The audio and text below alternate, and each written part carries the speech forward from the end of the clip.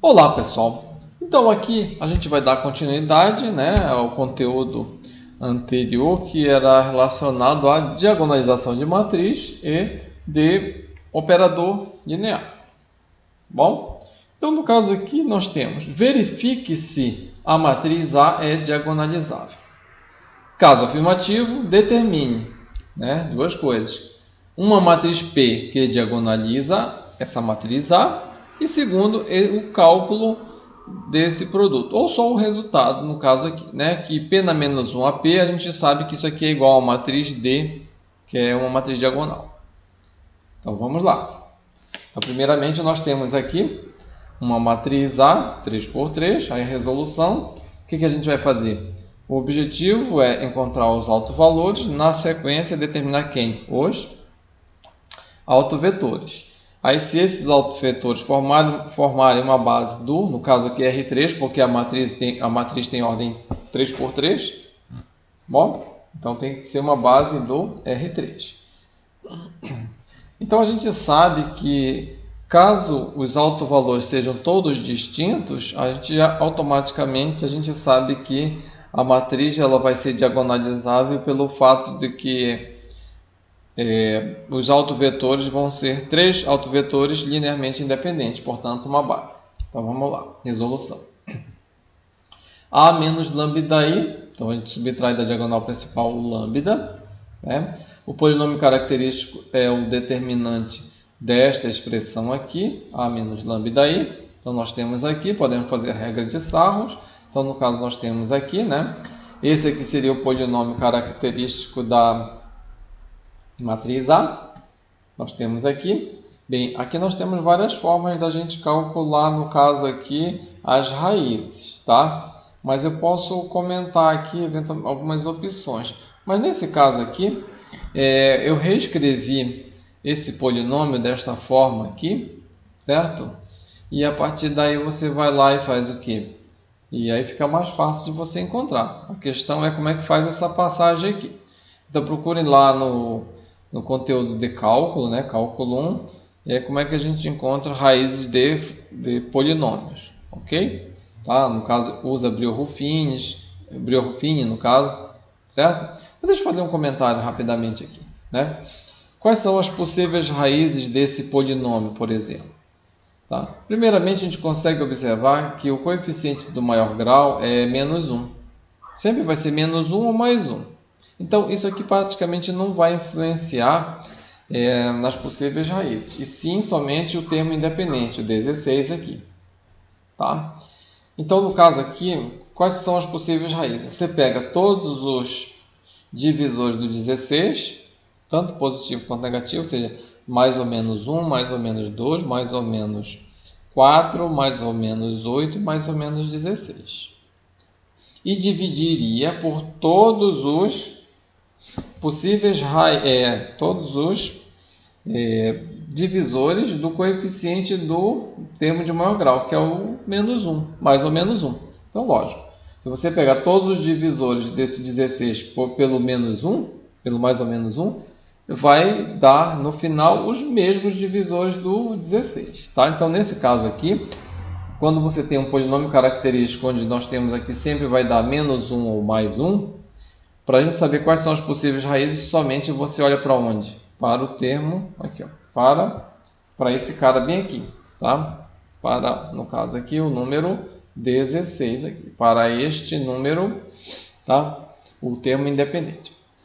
Então, nesse caso, eu vou até colocar aqui, tá? Eu não vou fazer completo, só um comentário. Então, as possíveis raízes são, no caso aqui, ó, mais ou menos 1, mais ou menos 2, mais ou menos 4, mais ou menos 8 e mais ou menos 16. Pronto. Aí uma opção seria assim, aí depois vocês vão e fazem, dão continuidade. Você substitui o mais 1 aqui, se deu 0 você diz é raiz, senão você pega o menos 1 e assim sucessivamente. No caso aqui, se a gente for observar, o menos 2 vai dar. Então, se eu substituir o menos 2 aqui, tá? Substituindo o menos 2 aqui, ó, o menos 2 aqui vai dar menos 24, o menos 2 aqui vai dar menos 2 ao cubo dá menos 8, com esse menos aqui dá mais. Então 8 mais 16 dá 24, menos 24, 0. Então o menos 2 seria o quê? Uma raiz, tá? Uma das raízes. E aí você faz o que? Pega esse polinômio e divide por lambda menos a raiz, por lambda menos o 2. E aí você vai ter um polinômio de grau 2, aí você faz o que? Igual a 0 e encontra as outras raízes. Pronto, esse seria, tá, o mais apropriado.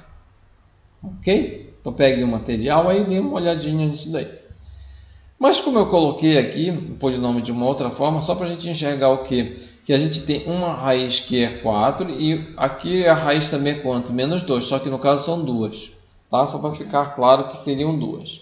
Então, os autovalores automaticamente são igual a 0 e aqui, né, você observa que você tem lambda 1 igual a lambda 2, que é menos 2, e o lambda 3 é 4. Tá? Aí a partir daí você faz o que? Pega esta equação, né, a menos lambda i vezes o vetor, que tem a quantidade de coordenadas desse vetor, que é uma matriz coluna, é equivalente à ordem da matriz, que no caso é 3, né? Então você vai lá, pega, né, aqui ó, a nossa a menos lambda i, o vetor v e o vetor nulo, né? Então, para lambda igual a lambda 1, que é igual a lambda 2 igual a menos 2, o que acontece, né? Nós temos aqui, substituindo o menos 2 e multiplicando, lógico, vai ficar aqui os coeficientes das variáveis x, y, z em cada linha. Então, botando, por exemplo, o menos 2 aqui, 1 menos o menos 2 vai dar 3, né? 3 menos 3, 3, está aqui, tá bom? E do mesmo jeito aqui, ó, 3, aí menos 5 menos o menos 2, tem que tomar cuidado, então, que vai dar menos 3. Então, 3 menos 3, 3, pronto. E aqui 6 menos 6 e 4 menos o menos 2 é 6. Então 6 menos 6 e 6. As três linhas aqui são proporcionais, então pega apenas uma ou já pega essa daqui e divide tudo por 3, ou multiplica por 1/3. Pronto. Então vai dar um sistema com uma única equação. Portanto, as duas últimas variáveis são variáveis livres aqui, y e z. Tá? Então x é igual a y menos z. Aí vamos escrever a solução, né? Quais são os autovetores associados ao autovalor menos 2. Tá? Então, detalhe, né? Vamos já comentar aqui o que, né? Então, vamos lá. Então, se y e z são variáveis livres, você vai lá e coloca o x, aqui vai ficar em função das variáveis livres. Então, você vai lá e isola aqui x. Pronto.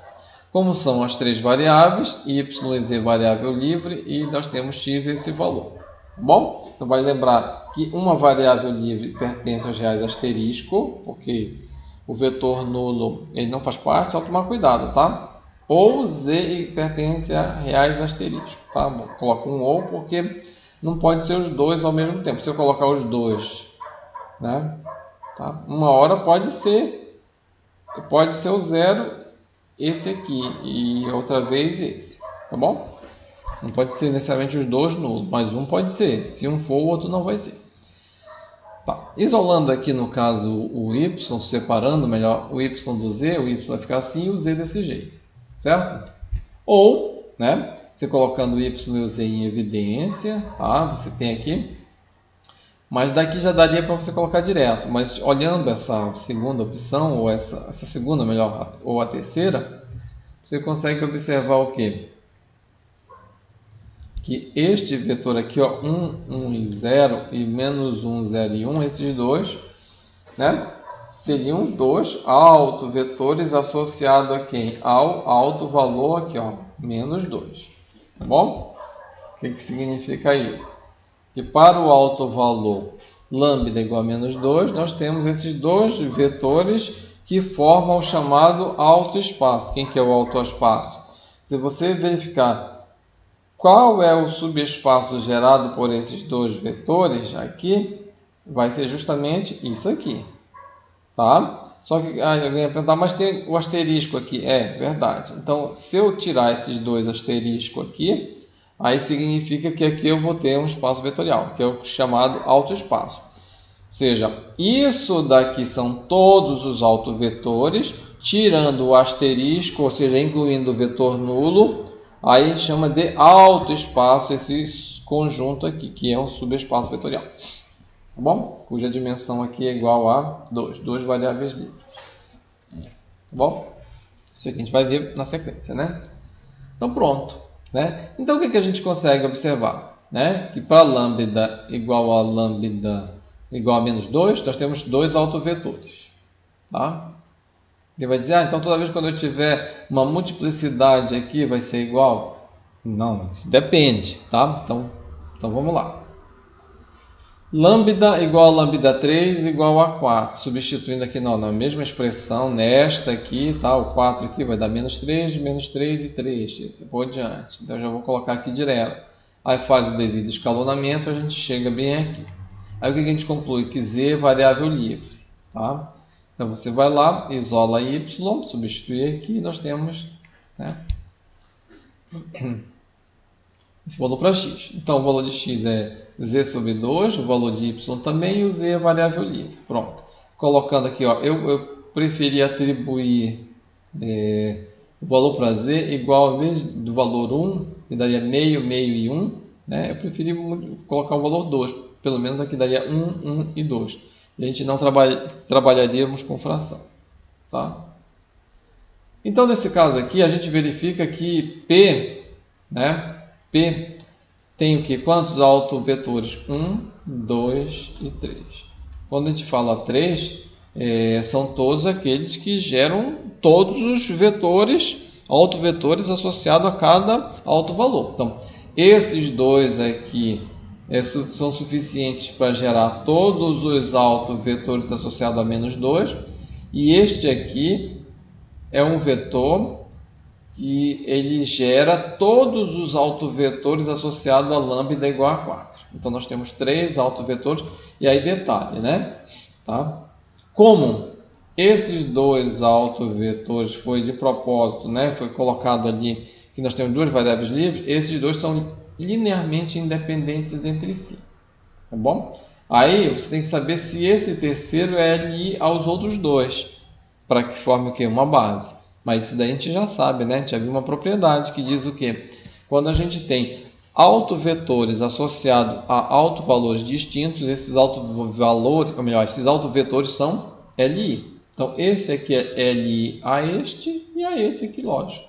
Tá? Porque o autovalor deste autovetor é diferente desse, do autovalor associado a esses dois. Portanto, são os três linearmente independentes, formando uma base. E a base é essa daqui.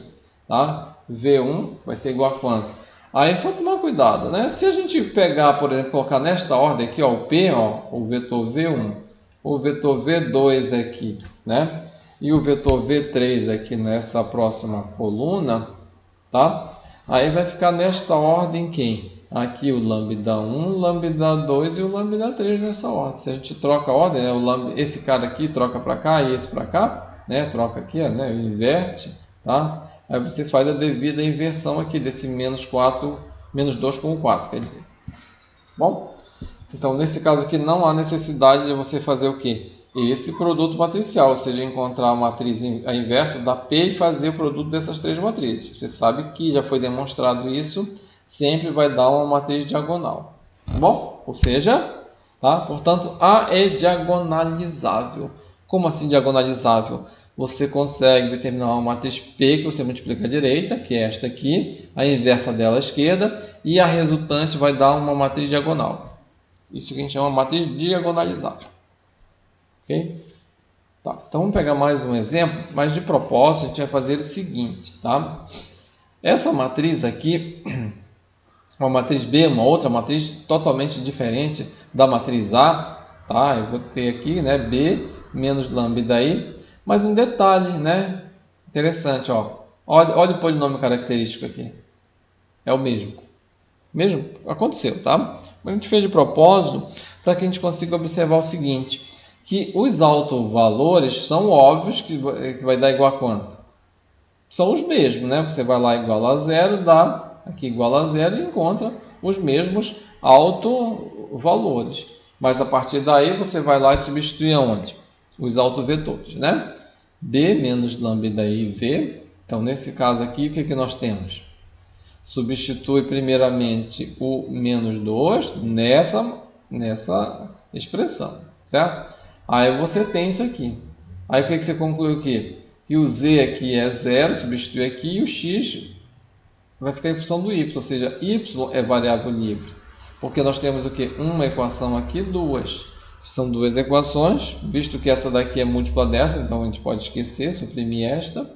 Tá? Então, duas equações e três variáveis, uma é livre, no caso é a y, visto que z você encontra o valor que é 0. Tá bom?